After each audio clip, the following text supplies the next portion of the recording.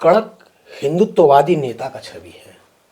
तो क्या हमें माने कि आपसे एक विशेष समुदाय, अल्पसंख्यक समुदाय, इनको डरने की ज़रूरत है? डरना नहीं चाहिए, लेकिन गलत से बचना भी चाहिए। अगर आप गलत का प्रतिकार कर रहे हैं, उससे किसी को तकलीफ है तो हो, उससे हमें कोई परहेज नहीं है। कई सालों से राजनीति में है, लेकिन आपको पार्षद का टिकट मिलने में बहुत देरी हुआ। अटल जी को लेके हमेशा हम लोग के मन में अटल बिहारी वाजपेयी जी जो हमारे प्रेरणा पुरुष हैं, माननीय उनके उनको आदर्श मानते थे। आप काफी आक्रामक थे। आक्रामक ही कहिए या लोगों के समस्याओं को लेके मुखर कहिए, तो कई बार मुखर होना पड़ता है। अगर कोई ना सुने तो उसको सुनाना तो पड़ता है। मारपीट तक आ गई हो, ऐसा कुछ? कॉलेज में मूवमेंट रहता है और इस तरह की बातें तो होते रहती थी। पे कई बार शासन प्रशासन, हम लोग कॉलेज बंद करा रहे हैं, मान लीजिए प्रशासन आ गए, पुलिस दबाव बनाने लगी, तो नोकझोंक होता था। एनुअल फंक्शन का अवसर था और उस समय काफ़ी विवाद हुआ। ऐसा कोई घटना हुआ होगा क्या जो कि लड़कियों के कारण मारपीट तक की नौबत आई? जब रैगिंग लेने लगे तो बहस हुआ। तो चूंकि बीजेपी पे हमेशा इल्जाम लगता है कि इसका रिमोट आरएसएस के पास है।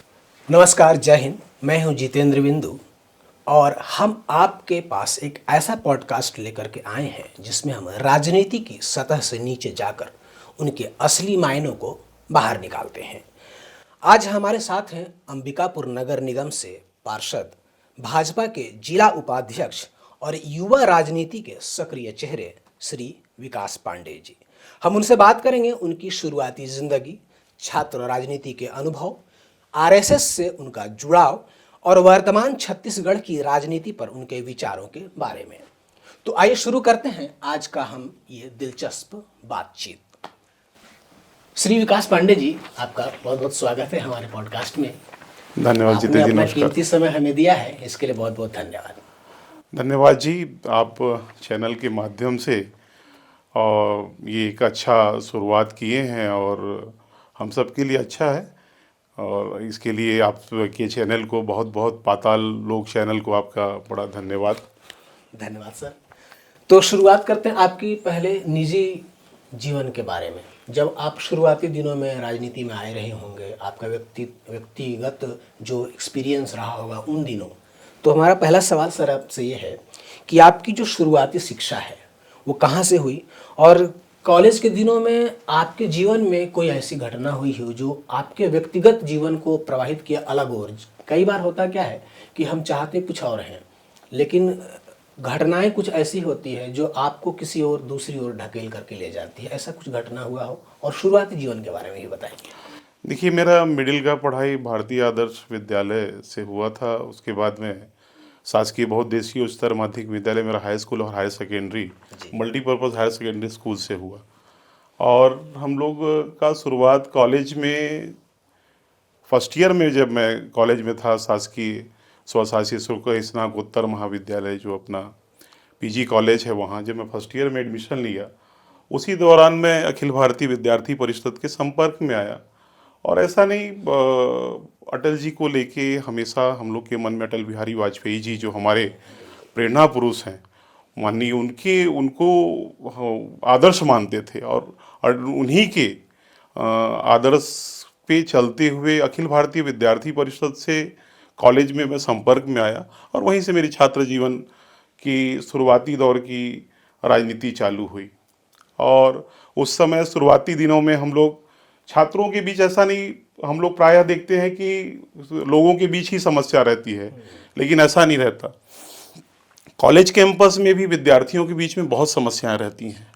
और उस दौरान अखिल भारतीय विद्यार्थी परिषद के माध्यम से जुड़ के हम लोग हेल्प डेस्क लगाते थे वहाँ पे, और उस माध्यम से दूर दराज से काफ़ी सरगुजा अंचल हमारा उस समय, चूँकि पीजी कॉलेज यहाँ का सबसे बड़ा महाविद्यालय है पूरे संभाग का, तो दूर दराज के बच्चे, जसपुर से लेके कोरिया तक के बच्चे हमारे यहाँ पढ़ने आते थे।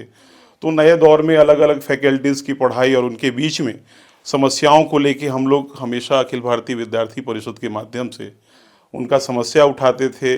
उनको किसी भी प्रकार का, मान लीजिए एडमिशन से लेके, और उनको किताबों तक की ज़रूरत रहती थी, हॉस्टल की ज़रूरत रहती थी, तो उस समय उनको हम लोग वहाँ पे एडमिशन कराना, उनको सुविधाएं मुहैया कराना, ये लगातार चलता रहता था। सर, आपके साथियों का कहना है, जो हमारी एक छोटी सी रिसर्च टीम है, तो आपके साथियों का कहना है कि जब कॉलेज के दोनों दिनों में आप काफ़ी आक्रामक थे और छोटे छोटे नोक झोंक जो बचपन में होता भी है, तो वैसा कुछ आपका लोगों का कहना है कि आप बहुत काफ़ी आक्रामक थे। तो क्या ये सच है?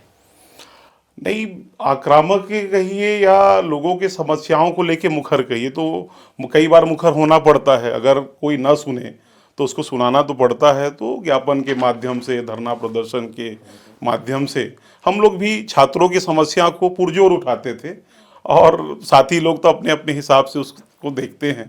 तो मैं उन साथियों को भी धन्यवाद कहूँगा कि मेरे राजनीति को इतना प्रखर मानते हैं। तो कुल मिला के स्टूडेंट्स को लेके हम लोग के मन में था कि हमारे बीच आ रहे हैं तो उनकी समस्या हम लोग दूर करें, तो उसको लेके लगातार प्रयासरत रहते थे। कोई ऐसा इंसिडेंस आपके साथ हुआ होगा उन दिनों में जो कि मारपीट तक आ गई हो, ऐसा कुछ आपको याद आता है? देखिए, कॉलेज में तो कॉलेज में मूवमेंट रहता है, और इस तरह की बातें तो होते रहती थी। कई बार विद्यार्थियों के बीच में इस तरह की बात हो जाए तो छात्र संगठन का रोल ही रहता है उसमें कि भाई आप बीच में जाके उनका अगर कोई समस्या है तो उसको उठाइए। और उस पर कई बार शासन प्रशासन, हम लोग कॉलेज बंद करा रहे हैं, मान लीजिए प्रशासन आ गए, पुलिस दबाव बनाने लगी, तो नोकझोंक होता था। तो अपना मांग आप पुरजोर उठाते थे। कई बार हम लोग के दबाव पे उन मांगों को पूरा भी किया जाता था। तो कई बार एग्ज़ाम को लेके रहे, या कॉलेज में फैकल्टीज़ को लेके रहे, या प्रोफेसर लोग नहीं आ रहे हैं, या अन्य अन्य समस्या है वहाँ पे, तो उसको लेके लगातार हम लोग उठाते थे। लाइब्रेरी की खासकर समस्या रहती थी, पुस्तकें नहीं मिले, या पानी वगैरह को लेके, या अन्य सुविधाओं को लेके, साफ़ सफाई को लेके, तो ये चलता रहता था। कई बार हमारा व्यक्तिगत कुछ भावना रहता है जो किसी कारण से हम सामने किसी के प्रकट नहीं करते हैं। आपके राजनीति और पढ़ाई के कारण, कॉलेज के दिनों की हम अभी बात कर रहे हैं, राजनीति और पढ़ाई के कारण कोई ऐसा मन में भावना रह गया आपका कि जो हम इन दोनों की वजह से, पढ़ाई और राजनीति की वजह से, उससे हमको दूर हटना पड़ा? नहीं नहीं, देखिए, पढ़ाई में तो दिक्कत नहीं आई, क्योंकि आर्ट साइड मेरा था, कला से मैं किया आपका, तो मुझे उसमें दिक्कत नहीं आया। मैं जूनियर डिवीज़न में एनसीसी में था, और सीनियर डिवीज़न में भी मैं एनसीसी लिया था। लेकिन हमारे एसएस अग्रवाल सर थे, तो वो बोले, विकास आप टाइम नहीं दे पाएंगे, तो आप तय करो कि आपको राजनीति करना है या एनसीसी करना है। तो अब वहाँ लेकिन ऐसा छात्र संगठन की ओर से नहीं था। तो मेरे अंदर यही था कि नहीं, मैं एनसीसी भी कर लूँ और ये भी करूँ। लेकिन अब चूंकि सर का दबाव था, तो मैं सहज उसको स्वीकार करते हुए, चूंकि उनका दबाव था कि नहीं आपको एक ही चीज़ करना है, तो मैं बोला ठीक है सर, मैं एनसीसी नहीं कर पाऊंगा, चूंकि मैं जूनियर डिवीज़न में किया हूँ, लेकिन मैं राजनीति नहीं छोड़ूंगा। तो उसमें मुझे एक चीज़ को फिर लेना पड़ा, और नहीं तो सर अगर अवसर देते तो मैं दोनों किया होता। तो नहीं, तो आप एक को छोड़ा, आपने एनसीसी को ही छोड़ा। हाँ, और राजनीति फिर भी आप जारी रखे। तो हाँ। ऐसा आपको क्यों, मतलब ऐसा उस समय लगा कि नहीं, मेरे लिए राजनीति ही जरूरी है? क्या ऐसा कुछ सोच था? देखिए, एक घटना हुई थी कॉलेज में, वो एनुअल फंक्शन का अवसर था, और उस समय काफ़ी विवाद हुआ, और उस दौरान छात्र नेताओं का काफ़ी, उसमें हम लोग भी बढ़ चढ़ के उसमें आगे आए। तो लगा कि नहीं, हमें लोगों के बीच में समस्याएं रहती हैं, और कहीं ना कहीं उसको लेके हम लोग को आवाज़ है, या मुझे खुद आवाज़ उठाना चाहिए। और इस कारण मैं राजनीति को ही चुना। और मन में जब रहता है किसी चीज़ को करने का, तो फिर आदमी उससे दूर नहीं होता। और जूनियर डिवीज़न में हम लोग एनसीसी कर लिए थे, तो इसलिए मैं बोला कि एनसीसी का जो बेसिक चीज़ है वो तो अपन सीख लिए हैं, तो इसलिए मैं उसको कंटिन्यू किया, राजनीति को कंटिन्यू किया। अच्छा, कॉलेज के दिनों में आपके कई दोस्त ऐसे होंगे जो, कॉमन सी बात है, हम भी कॉलेज के दिनों में रहे हैं, सभी जब पढ़ते हैं तो उन दिनों में एक सबसे बड़ा जो ध्यान भटकाने वाली चीज़ होती है वो होती है लड़कियाँ। तो आपके जीवन में या किसी आपके दोस्त के जीवन में ऐसा कोई घटना हुआ होगा क्या जो कि लड़कियों के कारण मारपीट तक की नौबत आई हो, या कोई ऐसा इंसिडेंस हुआ हो जो मजाकिया भी बन के रह गया हो? ये एक बार की घटना है। जनरली कॉलेज में रैगिंग वगैरह लेते हैं। मैं उस समय फर्स्ट ईयर में था, तो सीनियर्स रैगिंग के लिए आए, और जब रैगिंग लेने लगे तो बहस हुआ। तो एकदम से जब बहस हुआ बाकी का, तो फिर मुझे उसमें पहल करना पड़ा। और पहल में बहुत टाइट होके उसमें, चूँकि वो लोग भी काफ़ी दबाव बना रहे थे और फर्स्ट ईयर का स्टूडेंट तो सीनियर्स का वो, लेकिन हम लोग के दबाव के कारण उनको बाहर जाना पड़ा वहाँ से, और वो रैगिंग नहीं हो पाया, मतलब वो लोग रैगिंग नहीं ले पाए। तो इस एक तो ये ध्यान आता है घटना। और वो उसमें मतलब जो जूनियर्स ही नेतृत्व तो मैं ही कर रहा था, लेकिन वो लोग को बाहर होना पड़ा ये तो क्लासरूम बहुत से। अच्छी बात है। वैसे रैगिंग तो कानूनन जुर्म है और आजकल तो कॉलेजों में मेरे ख्याल से कम भी होने लगा है। हाँ, लेकिन उस समय यहाँ पीजी कॉलेज में सीनियर्स का दबाव तो और उस समय था। गुरु घासीदास यूनिवर्सिटी यहाँ। हाँ, और 2001 का समय था, तो अब तो काफ़ी अच्छा, पिया। 2001 से जब आप बात कर रहे हैं तो उस समय 2002 में हमारे छत्तीसगढ़ एमपी से अलग हुआ। हाँ। तो उस समय मुख्यमंत्री योगी जी थे। तो उन दिनों आप एबीवीपी के थे, तो क्या ऐसा कोई टकराव आपको याद आता है क्या कि सरकार के कारण और एबीवीपी में टकराव हुआ हो? कई सारे ऐसे अवसर रहते थे जब एनएसयूआई और एवीपी आमने सामने रहे। और योगी जी का समय था, कहीं ना कहीं उस समय जिस तरह का योगी जी का रुख था, खासकर सरगुजा में नक्सलवाद और बाकी, तो इस तरह की अखिल भारतीय विद्यार्थी परिषद या छात्र संगठन भी देश हित में जो बातें रहती हैं या राज्य हित में जो बातें रहती हैं उसको पुरजोर उठाते हैं। तो संघर्ष तो हम लोग का हमेशा होता रहा है। तो चलिए, एक आप आरएसएस से भी जुड़े हुए व्यक्ति हैं जो कि वाकई में काफ़ी दिलचस्पी रखते हैं आरएसएस में। तो आप आरएसएस में कब से ज्वाइन हैं देखिए, शाखा तो मैं और बचपन कैसे में, जुड़े ये भी बताइएगा उसमें। मैं वैसे तो बाल स्वयं सेवक रहा। एक देश पांडे जी थे और खेल खेल में वे हम लोग को बुलाएं और बच्चों को वो शाखा में जाना, और खेल जनरली शाखा में चलता है, अलग अलग खेल चलते हैं वहाँ पे। उस माध्यम से बचपन में खेला, लेकिन उसके बाद असली मैं राष्ट्रीय स्वयंसेवक संघ से फर्स्ट ईयर में जब मैं कॉलेज में था, उस दौरान संघ कार्यालय जाना हुआ। और हम लोग की बैठक जो है संस्कार भवन में होती थी, अखिल भारतीय विद्यार्थी परिषद की। तो संघ के कार्यक्रमों में हम लोग का आना जाना चालू हुआ और संघ की शाखा, मेन शाखा के माध्यम से जुड़े। और संघ की शाखा में चरित्र निर्माण, व्यक्तित्व निर्माण के हिसाब से हमेशा वहाँ के कार्यक्रम चलते रहते हैं। तो उसी दौरान मैं राष्ट्रीय स्वयंसेवक संघ के आरएसएस के संपर्क में आया। आप बीजेपी के भी अभिनेता हैं और आरएसएस से भी बहुत दिनों से जुड़े हुए हैं। तो आपको मूल रूप से बीजेपी का जो संगठनात्मक जो काम करने का तरीका है और जो आरएसएस का है, दोनों में कोई अंतर समझ में आता है क्या? देखिए, राष्ट्रीय स्वयंसेवक संघ तो समाज सेवी संगठन है। उस शाखा के माध्यम से आप लोगों के चरित्र निर्माण, व्यक्तित्व निर्माण और देश हित के कार्य को करते हैं। और वो बहुत सहज खेल के माध्यम से वो होता है, अन्य अन्य कार्यक्रम चलते हैं। लेकिन राजनीतिक क्षेत्र इससे पृथक है।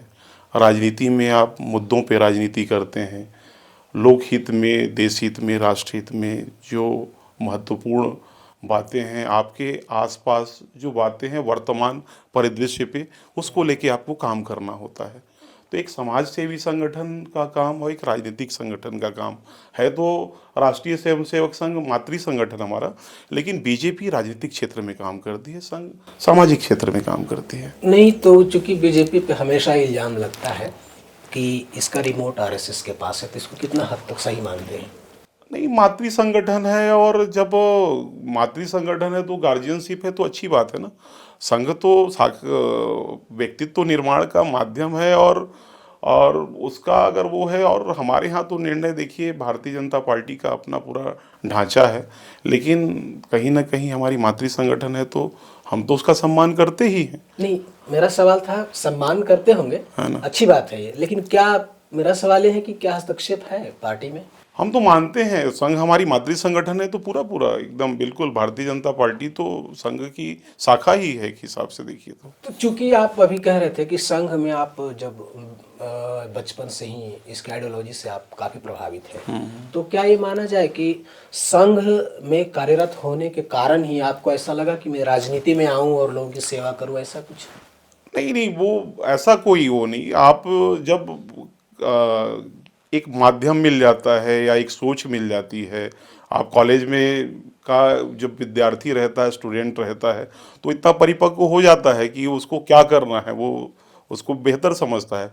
तो हम लोग छात्र जीवन में लोगों के बीच में काम करने का एक माध्यम बना, इस नाते काम किए। और संघ का प्लेटफॉर्म तो बिल्कुल अलग है उससे। अच्छा, आपका जो छवि है कड़क हिंदुत्ववादी नेता का छवि है, तो क्या हमें माने कि आपसे एक विशेष समुदाय, अल्पसंख्यक समुदाय, इनको डरने की ज़रूरत है? नहीं, देखिए, हिंदुत्व तो हमारे देश की आत्मा है। और हिंदू तो ये तो सर्वे भवन्तु सुखिनः सर्वे सन्तु निरामया वसुधैव कुटुम्बकम की बात करने वाला हमारा हिंदू अलग चीज़ होता है। और रहा बात, हम तो सबको समावेश करने वाले लोग हैं, तो हमसे डरने का और हमसे भय खाने का क्या ज़रूरत है। लेकिन अगर आप देश हित, राष्ट्र हित से अलग हो हटके या किसी ऐसे गतिविधि में आप संलिप्त हैं जहां कहीं ना कहीं हमारे हिंदुत्व को खतरा है या देश को खतरा है, तो हमसे तो हम उनको अगर दिक्कत महसूस होता है तो उनकी समस्या है। तो डरना चाहिए उनको। डरना नहीं चाहिए, लेकिन गलत से बचना भी चाहिए। हिंदुत्व अभी की जो आइडियोलॉजी है वो आपको ऐसा नहीं लगता है कि कुछ ज़्यादा ही एग्रेसिव और ख़तरनाक हो गया है? क्योंकि अभी कई घटनाएं देश में हो रही हैं जो कि अब लगने ये लगा है कि 2 या 3 समुदाय जो हमारे यहाँ प्रमुख रूप से हैं, 3 समुदाय जो बृहद स्तर पे हमारे देश में है, तो ये तीनों में अभी की जो दृश्य देख करके लगता है कि एक दूसरे के प्रति ना एक घृणा की भावना आ चुका है। तो क्या ये सही है देश के लिए? नहीं नहीं, देखिए, राष्ट्र के लिए हमेशा, अगर आपको जब देश हित की बात आती है तो देश सबसे सर्वप्रथम है। और जब देश की बात है, जिस तरह से देश में आतंकी घटना होता रहा या उसकी साजिश होती रही, तो और कहीं ना कहीं उसमें विशेष समुदाय का जब बात आता है तो दिक्कत तो है। और अगर आप गलत का प्रतिकार कर रहे हैं, उससे किसी को तकलीफ है, तो हो उससे हमें कोई परहेज नहीं है। तो गलत का प्रतिकार तो करना ही है। और इसके लिए अगर किसी को दिक्कत हो रहा है तो वो हो, उससे हमें कोई परहेज नहीं है। बड़ा स्पष्ट आपने अपनी बात को रखा है। हाँ, नहीं। उम्मीद भी था कि आप इसी तरह से जवाब देंगे। इसका गोलमोल जवाब देना सही नहीं है। नहीं नहीं। अब हम लोग ना ये जो लोकल राजनीति है इस पे हम लोग चर्चा करेंगे। आप कई सालों से राजनीति में हैं, लेकिन आपको पार्षद का टिकट मिलने में बहुत देरी हुआ, मुझे ऐसा लगता है। तो क्या आपको ऐसा लगता है कि ये कारण है कि जो अंदर जो संगठन है आपका, इसमें कोई प्रॉब्लम है जिस वजह से आपको देरी हुआ मिलने में? नहीं नहीं नहीं, हमारे यहाँ भारतीय जनता पार्टी कार्यकर्ताओं की पार्टी है। लोकतांत्रिक ढंग से सारे निर्णय होते हैं। और मुझे लगता है कि आप जब पार्टी में काम करते हैं तो पार्टी के निर्णय को स्वीकार करना भी आपको, वो आपके उसमें होना चाहिए, व्यवहार में होना चाहिए। तो जब जब पार्टी का जो जो निर्देश रहता है उसका पालन करते हैं, उसमें कोई इस तरह की बात नहीं है। और पार्टी हम आज तक तो सही ही निर्णय ली है, जैसा होता आया है या अभी चल रहा है, या मैं उससे संतुष्ट हूँ। जहाँ तक हमें पता है कि भाजयुमो अध्यक्ष के लिए भी आपका नाम आगे आया था, लेकिन वो आपको मिला नहीं, उसमें बदलाव हो गया उस नाम में। ये क्या कारण हो सकता है? हमारे यहाँ लंबा चौड़ा एक हिसाब से कहे नेतृत्व रहता है। और पार्टी समय अनुसार सबको दायित्व देती है। और ऐसा नहीं है, आपको जब काम करना होता है तो काम महत्वपूर्ण है, दायित्व चाहे पद कुछ भी हो, लेकिन आप कार्य से जाने जाएं। मुझे लगता है पद से ज़्यादा आपको कार्य पे भरोसा करना चाहिए।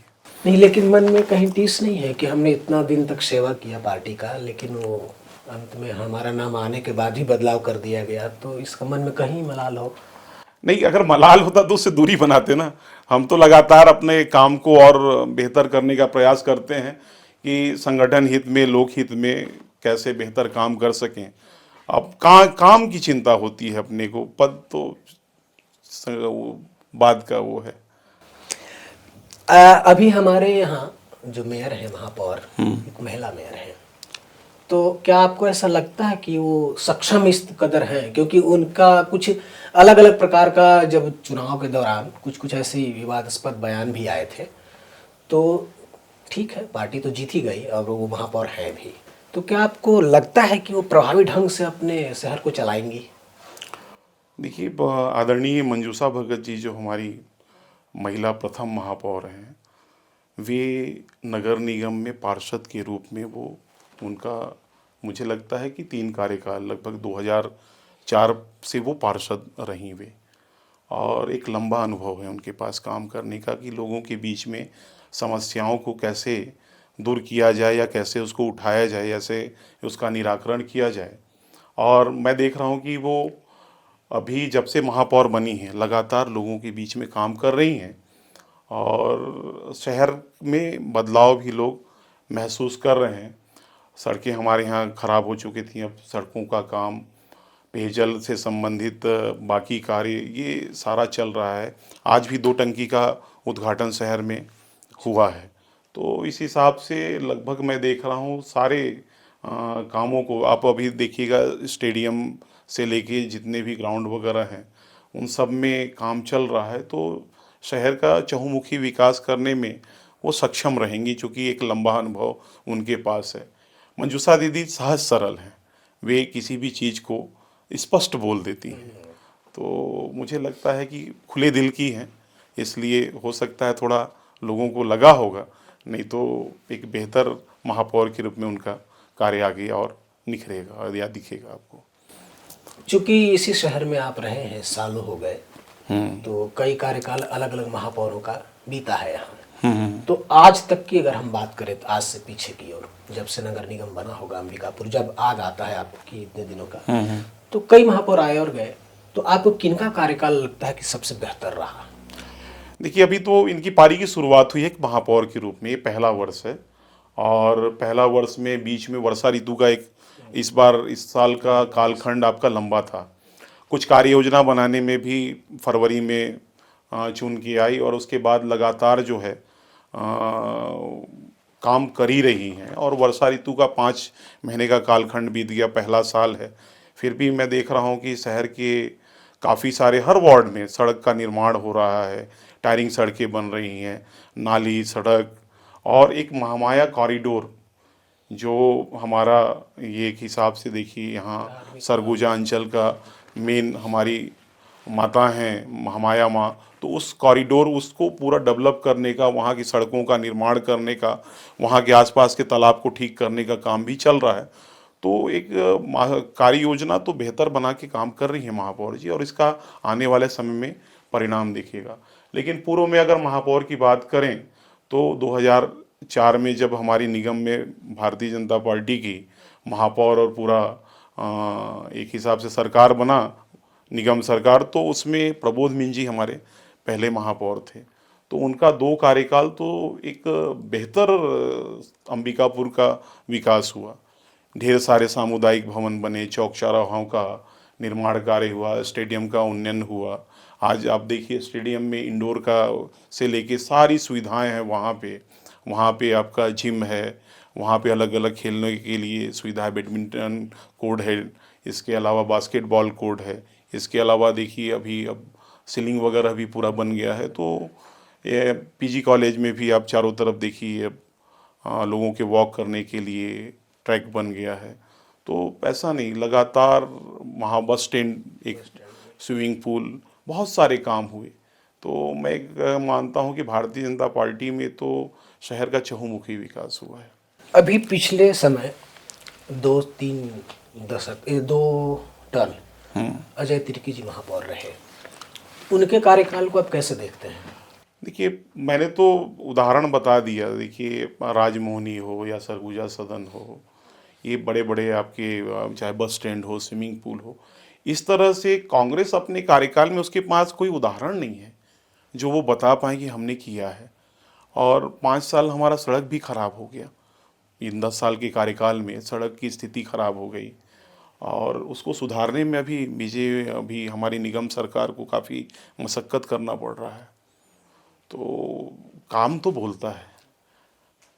अच्छा, आपको ऐसा नहीं लगता है कि शुरुआती 5 साल जो अजय तिर्की जी का था, उसी समय हम लोग स्वच्छता में भी नंबर 1 आए थे, लेकिन आखिरी 5 साल जो उनका था वो शायद खराब रहा होगा, तभी तो जनता उनको हटाई और हमारा जो स्वच्छता नंबर 1 की जो हमारी एक स्थान था वो भी हटा। इसको आप उस रूप में देखिए कि हमारी उस समय जो तत्कालीन कलेक्टर थी आदरणीय ऋतु सेन मैम जो हैं, वो उनका स्वच्छता का कॉन्सेप्ट था। और स्वच्छता में जो स्वच्छता दीदियां हैं उनसे घर घर जाके सूखा कचरा गीला कचरा और घर घर इतना बड़ा कचरा का या निपटारा करना और एक बेहतर मॉडल उसको खाद बनाना। वो जो इतना बड़ा आप देखिए वहाँ आपका था अपन बना रहा हाँ, अपने बिलासपुर रोड में जब जाएंगे जिसको अभी तो आम लोग कचरा पार्क ही हाँ बोलते हैं। अब तो वहाँ पार्क बन गया और बन गया। एक आसपास से आप पार नहीं हो सकते थे गुजर उस नहीं समय। पाते थे, मैं भी तो था। वो आदमी भूल गया है आज, लेकिन जब उसको याद करेगा आदमी तो ये समझिए कि उस समय की कलेक्टर का व्यक्तिगत प्रयास था। और फिर कांग्रेस की गवर्नमेंट आई तो स्वच्छता का क्या हुआ आप खुद बता रहे हैं कि नहीं, वो 5 साल।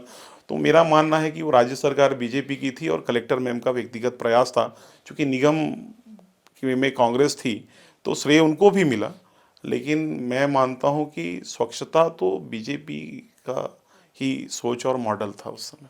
तो अभी के अगले हम सर्वे में क्या लगता है कि हम फिर से वो स्थान प्राप्त कर पाएंगे? इसमें निगम का कोई योगदान फिर से है उसी और हम बढ़े?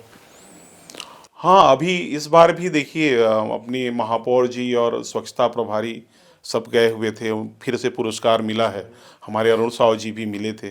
तो स्वच्छता के पायदान में फिर से हमारा अंबिकापुर एक बेहतर नाम बनाएगा और निगम लगातार उसको लेके काम कर रही है, उसको लेके बजट भी दे रही है।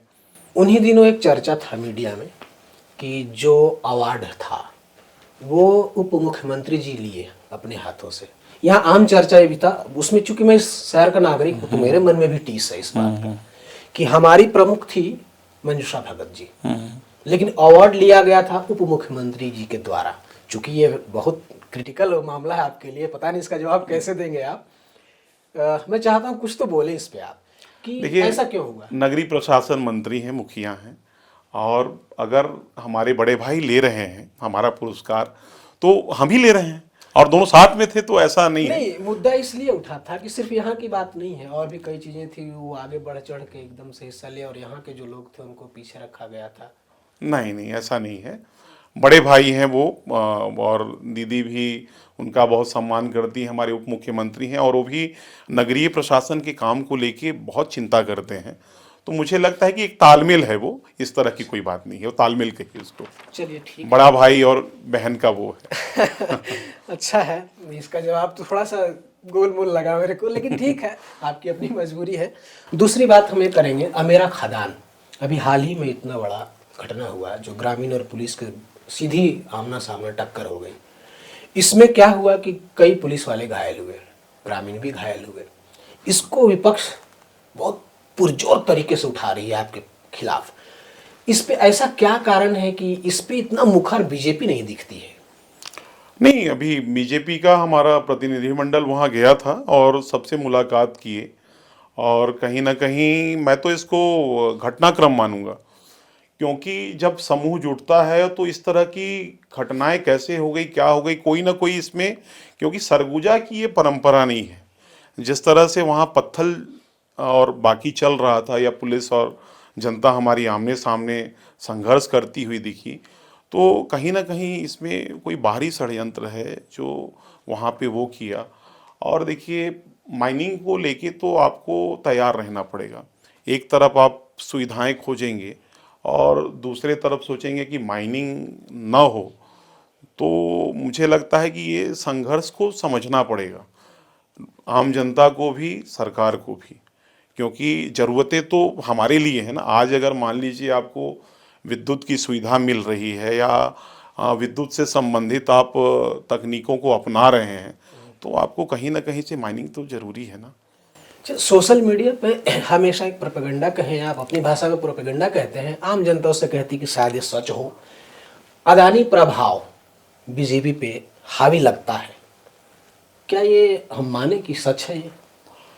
नहीं, देखिए, उद्योगपति तो काम करते रहे हैं, चाहे अंबानी हो, अदानी हो या जिंदल हो। तो जो व्यक्ति अपना, वो तो टेंडर की प्रक्रिया रहती है, उस अनुसार काम होते हैं। तो मुझे लगता है कि ये तो एक प्रक्रिया के तहत है, और आप उसको अन्य माध्यम से, कोई भी सरकार हो, चाहे भाजपा की सरकार हो चाहे अन्य सरकार हो, आपको माइनिंग के वो लेके नीति बनता है, उस अनुसार टेंडर होता है और टेंडर अनुसार लोग लेते हैं। तो आज अडानी है, मान लीजिए कल की डेट में किसी दूसरे को मिल जाएगा तो वो भी करेंगे टेंडर। तो आप ऐसा नहीं मानते हैं कि जो हमेशा इल्जाम विपक्ष आप पे लगाती है कि बीजेपी अदानी के गोद में है, ऐसे नारे भी लगते रहे हैं? सरकार तो सरकार होती है, देखिए क्या है, वो किसी उद्योगपति के गोद में कैसे हो सकती है। सरकार का उपक्रम इतना बड़ा होता है, और एक उद्योगपति तो एक निश्चित वो उस पर काम करते हैं। तो ऐसा नहीं, बहुत सारे उद्योगपति हैं, अन्य उनको भी काम मिलता रहता है। आज अडानी है, जिंदल के बहुत सारे काम रायगढ़ में है। अच्छा, आगे जो 28 में आने वाला विधानसभा चुनाव है, तो क्या उसमें आपको मैं कहीं से विधायक की टिकट में देखूंगा? देखिए, ये सब हम लोग तो पार्टी के निर्णय को सर्वोपरि मानते हैं।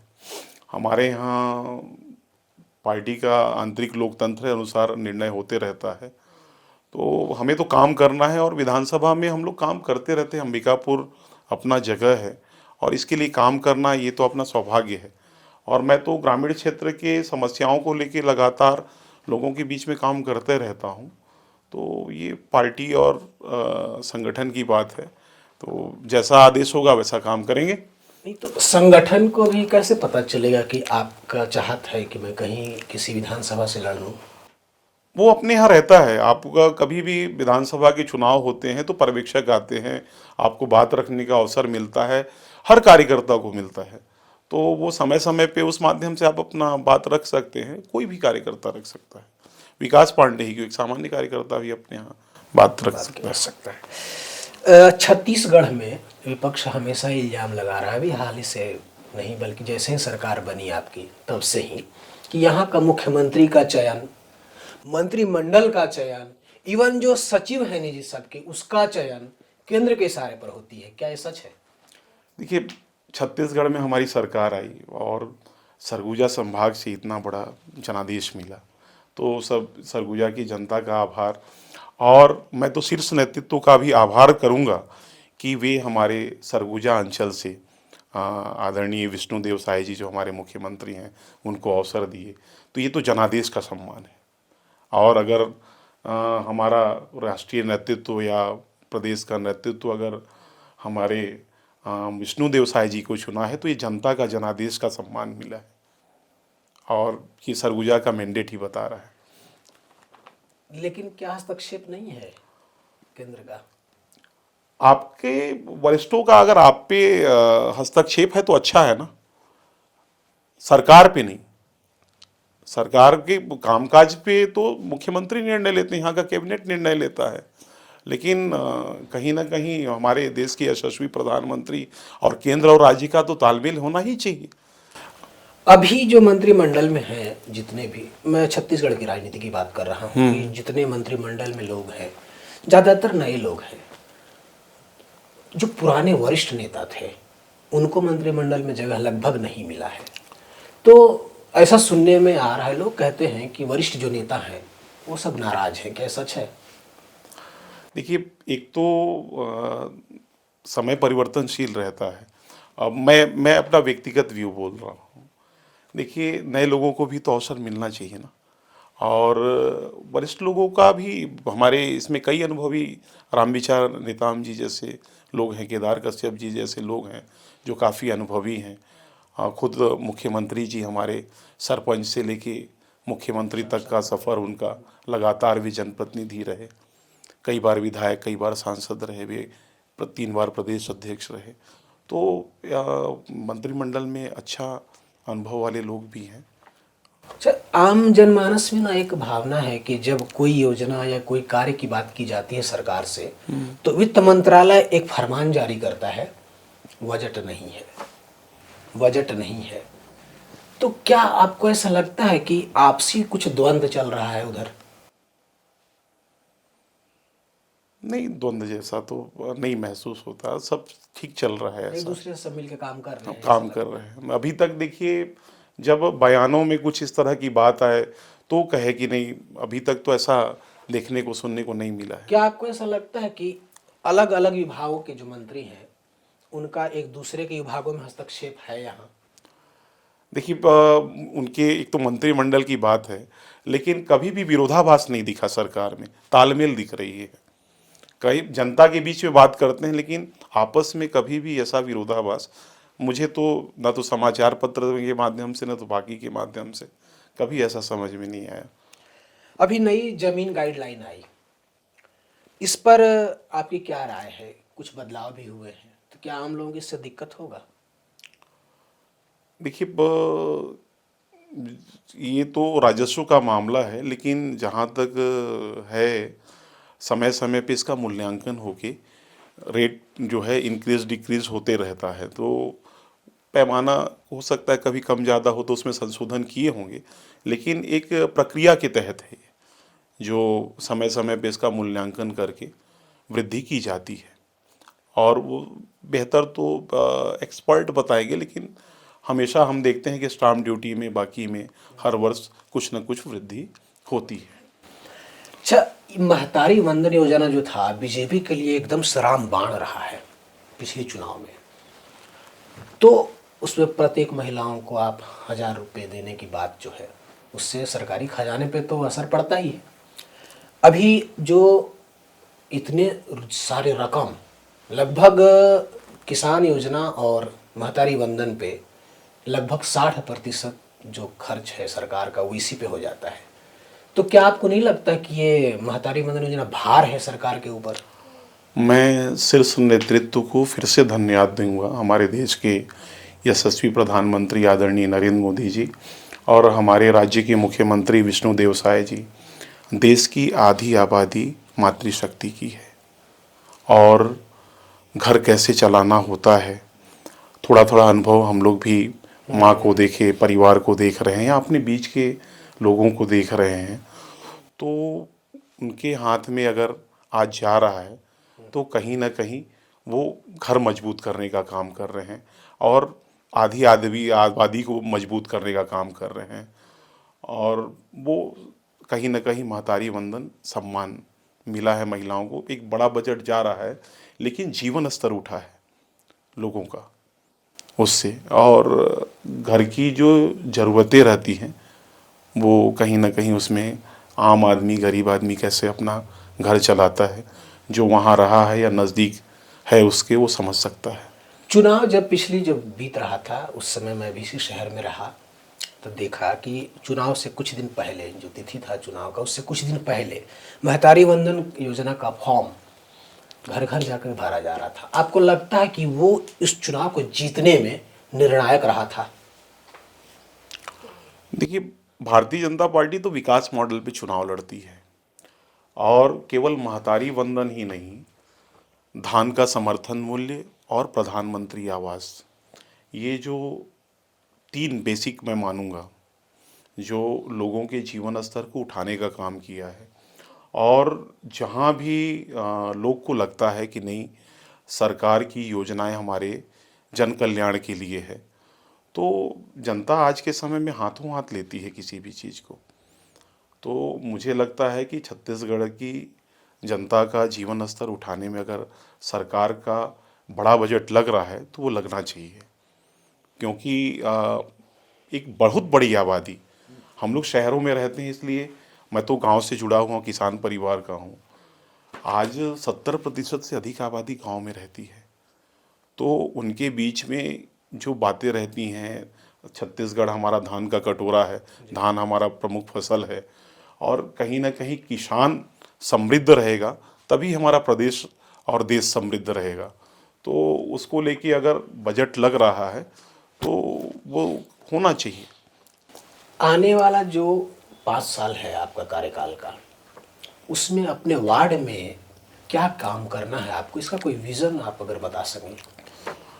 देखिए, मेरे वार्ड में 2900 लगभग वोटर हैं, आबादी लगभग 4,500 से 5,000 आबादी है कुल वहाँ। तो ये मान के चलिए कि काम तो वार्ड में भी करना होता है। सड़क, नाली, पेयजल ये तो मुद्दा रहता ही है, लेकिन मेरा सोच है कि मेरे यहाँ प्लेग्राउंड है, तो पुलिस लाइन का प्लेग्राउंड है, या वहाँ पुराने मकान हो चुके हैं पुलिस लाइन में, तो वहाँ पे भी मल्टी स्टोरी बिल्डिंग बने, जहाँ हमारे जवान आज कितना मेहनत करते हैं, चाहे सरगुजा हो, बस्तर हो, तो उनको भी बेहतर, शासकीय सेवकों को भी सुविधा मिलना चाहिए। इसके अलावा जो हमारा कंपनी बाज़ार है, जो मार्केट है, उसमें भी मार्केट बनाने की कार्य योजना है। और बाकी अपने वार्ड की सड़कों को, बाकी के जितनी आपकी अन्य अन्य एक हिसाब से देखें तो प्लेग्राउंड महत्वपूर्ण है, वहाँ प्लेग्राउंड ठीक हो जाए हमारा। और देखेंगे एक जिम वगैरह की भी व्यवस्था उनके लिए बनाएंगे, इस तरह का सोच है हमारा। सरगुजा बीजेपी में शहर में चर्चा है कि जातीय समीकरण को लेकर के सरगुजा बीजेपी का दो गुट है, क्या ये सच है? ऐसा तो टीम बनने से नहीं लगता, कभी हमें समझ में नहीं आया इस तरह का जातीय समीकरण और बाकी का, क्योंकि भारतीय जनता पार्टी का जो संगठन है वो लगभग सभी को, सभी वर्गों को लेके चलता है। तो ऐसा देखने को तो नहीं मिला, या इस तरह के अपने ध्यान में नहीं आया इस तरह का कोई विषय। चलिए ठीक है। अभी अपने सरकार का लगभग 2 साल के आसपास तो हो चुके हैं, छत्तीसगढ़ गवर्नमेंट की बात कर रहा हूँ मैं।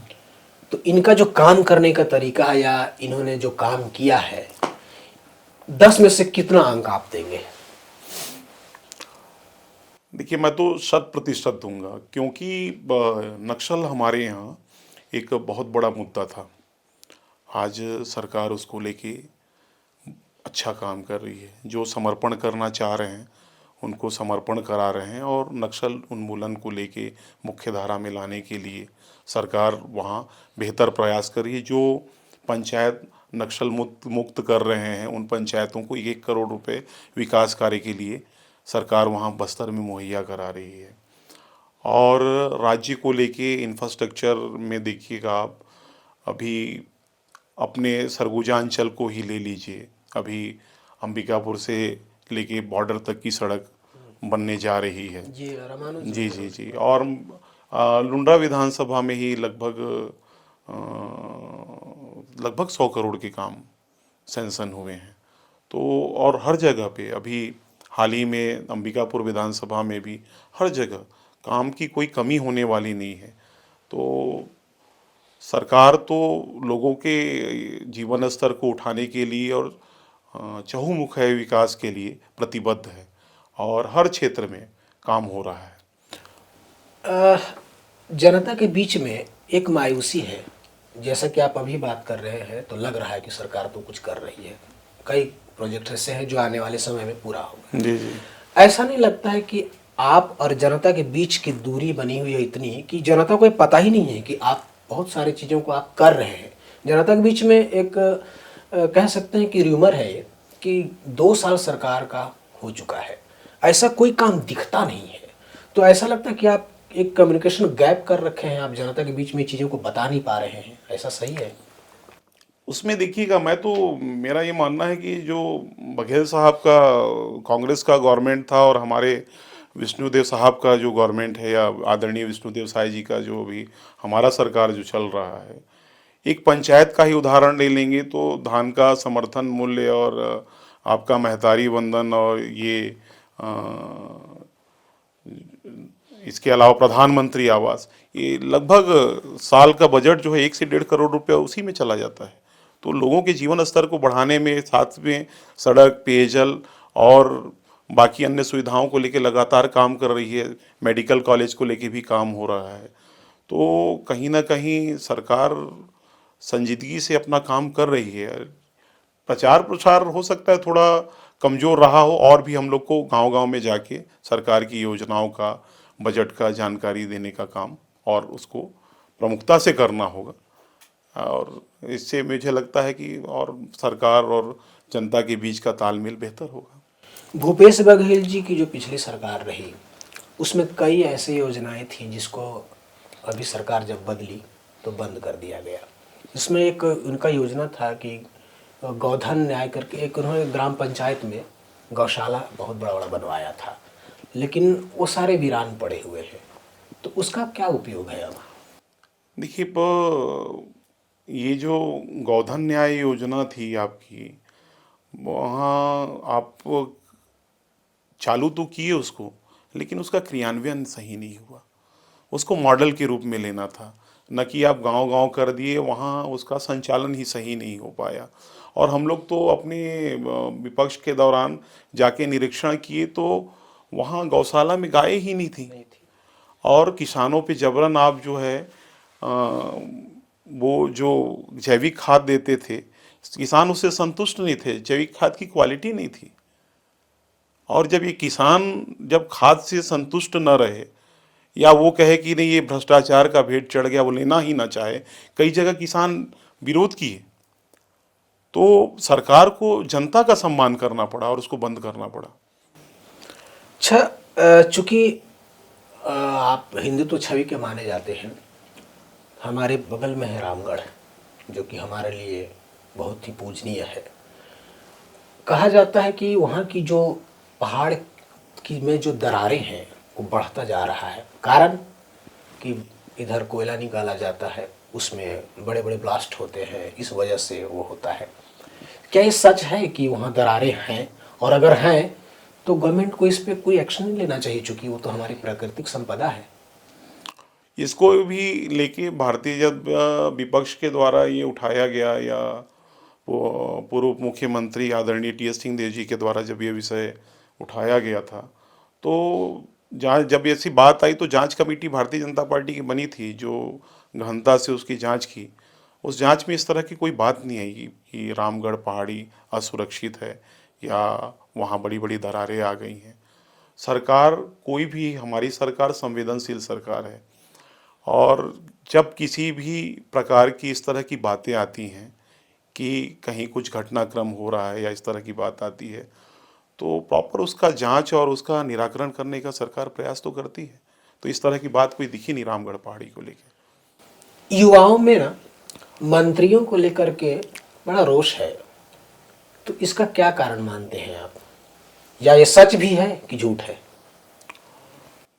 देखिए, 100% तो लोगों को संतुष्ट करना कठिन होगा, लेकिन अभी वर्तमान में छत्तीसगढ़ की सरकार जो है, वैकेंसी वगैरह भी निकल रही हैं, और युवाओं के लिए बेहतर अवसर है कि वो जो है अपना शिक्षा और बाकी रोजगार के माध्यम से अपने जीवन स्तर को उठाएं। और केंद्र सरकार की बहुत सारी योजनाएं हैं जो युवाओं को लेके अपना रोजगार कर सकते हैं। मुद्रा योजना है, स्टार्टअप इंडिया है, स्टैंड अप इंडिया है। तो ये सब योजना के माध्यम से वो अपना व्यक्तिगत मुद्रा योजना में तो किसी प्रकार की गारंटी भी की भी आवश्यकता नहीं है, तो अपना रोजगार व्यवसाय कर सकते हैं। कौशल लाइवलीहुड कॉलेज खुला, डॉक्टर साहब के समय ही खुला। तो आज स्किल्ड पे बहुत ज़्यादा लोगों को ध्यान फोकस करने की ज़रूरत है। स्किल्ड के माध्यम से भी आप अपना रोजगार कर सकते हैं। मेरा मानना है, हम लोग एक वर्कशॉप में गए थे, NYCS का वर्कशॉप था, और उसमें जो बातें हुई उस कार्यशाला में, मतलब एक उदाहरण के लिए एक ड्राइवर का ही बात करेंगे तो ट्रेन ड्राइवर ही मान लीजिए देश में कम से कम उस समय बात आया कि 10 लाख तो ट्रेन ड्राइवरों की ज़रूरत है। तो कहीं ना कहीं स्किल्ड एक बड़ा माध्यम है जिसके माध्यम से रोजगार लोगों को मुहैया होता है, और सरकार उसको लेके भी काम कर रही है, रोजगार लोगों को बेहतर अवसर दे रही है। और अभी तो अब आप रामजी राम के माध्यम से भी ग्रामीण क्षेत्रों में 100 दिन की जगह 125 दिन का, ये तो ग्रामीण क्षेत्रों की योजनाएं हैं, लेकिन मुद्रा योजना, आपका स्टार्टअप योजना, ये सब योजनाओं के माध्यम से युवा रोजगार अपना कर सकते हैं और स्किल्ड पे काम कर सकते हैं। रामजी राम जो अभी बिल पास हुआ, उसको लेकर के विपक्ष बहुत सारा बवाल अभी तो कर ही रहा है। नाम बदलना क्यों था? चलिए ठीक है, नाम बदले, इसमें कुछ कुछ प्रावधान आपने किया हुआ, जैसे 60 दिन, उसी को इन्होंने मुद्दा बनाया है। उसको आप कैसे जनता को बताएंगे? दरअसल ये लोग ये फैला रहे हैं कि ये 60 दिन काम ही नहीं देंगे, जबकि मेरी जानकारी है कि बिल को 60 दिन इसलिए किया गया कि 60 दिन खेतीहर का दिन है, तो उस दिन मजदूर अपने अपने खेत में काम, लेकिन ये लोग नेगेटिव प्रचार करें, इसको आप कैसे क्लियर करेंगे? पहली बार हुआ है ऐसा कि रोजगार के साथ आप खेती किसानी को भी जोड़े हैं, तो कहीं ना कहीं उसमें आप अपनी किसानी में भी उसका कटाई में है, रुपाई है या खेत का तैयारी है, इसको लेके भी उसमें काम मिलने वाला है। और सरकार ने कहा है अगर काम नहीं मिलेगा तो भत्ता देगी। तो ये एक बेहतर उनको इस तरह के की जो सोच रखते हैं उनको ये मैं बताना चाहूँगा कि सरकार अगर उस समय रोजगार नहीं मिलेगा तो उनको भत्ता देने जा रही है, तो कहीं ना कहीं गांव में रोजगार की बेहतर सुविधाएं बढ़ेंगी। आपको नहीं लगता है कि जी राम जी बिल और मनरेगा दोनों में से बेहतर जी राम जी है? चूंकि मैं पढ़ा हूँ इसको तो मुझे लगा कि बेहतर है, लेकिन जो नेगेटिविटी फैला रही है गवर्नमेंट, ये विपक्ष, तो उसको आपको नहीं लगता गवर्नमेंट को ऐसा कोई तरीका अपनाना चाहिए कि जनता तक सही मैसेज जा सके? प्रचार प्रसार तो होगा और ग्रामीण क्षेत्र अपना बहुत जागरूक रहता है, ग्राम सभा होते हैं और सरकार की योजनाओं का क्रियान्वयन, उसका प्रचार प्रसार होता है और ग्रामीण उसमें बढ़ चढ़ के भाग भी लेते हैं अपने ग्रामीण भाईजन। तो ये मील का पत्थर साबित होगा और खेती किसानी हमारा देश का मूल आधार है। आज भी 70% से अधिक आबादी खेती किसानी से ही अपना जीवन बसर करती है, तो उसमें ये योजना एक बड़ा योजना के रूप में मील का पत्थर साबित होगा। अच्छा, युवा जो आपके पीछे आपके भाई हैं, शहर के हर बच्चा जो आपसे कम उम्र में है वो भाई है, जो कि आप जनप्रतिनिधि हैं, तो उनको आप क्या संदेश देना चाहेंगे? कई लोग ऐसे हैं जो राजनीति को ना अभी भी दलदल मानते हैं, तो उसको आप क्या कहेंगे कि राजनीति की ओर वो आए या ना आए? अगर वो आए तो आप कोई ऐसा टिप्स उनको दें कि वो उस तरीके से इसको अपने मन में बसाएं कि वो बड़े स्तर तक पहुंच पाए। देखिए, राजनीति तो शुरू से, अभी भी, पहले भी, हमेशा से आप में के अंदर अगर नेतृत्व क्षमता है, आप कुछ करना चाहते हैं तो राजनीति में आना चाहिए और एक जनप्रतिनिधि के बीच में रूप मतलब लोगों के बीच में एक जनप्रतिनिधि के रूप में आप कार्य कर सकते हैं, संगठन का भी कार्य कर सकते हैं। तो लोगों को राजनीति में आना चाहिए और ये सोच के कि नहीं राजनीति में आने से हमें, तो सेवा का जब सोच रहेगा आपका और करने के अंदर आपके अंदर जज्बा होगा तो आप खुद चुनेंगे और हमेशा से राजनीति को चुने हैं। राजनीति में एक से एक उदाहरण है। आपने आज हमें कीमती समय दिया, इसके लिए आपका बहुत बहुत धन्यवाद। धन्यवाद जी। तो ये थे श्री विकास पांडे जी। आज हमने 1 घंटे लगभग बातचीत किया, हमारा सारा सवाल का जवाब इन्होंने बेहतर तरीके से दिया। तो आप ऐसे ही हमारे चैनल पे बने रहें, कुर्सी वही रहेगी, लोग बदलते रहेंगे। धन्यवाद।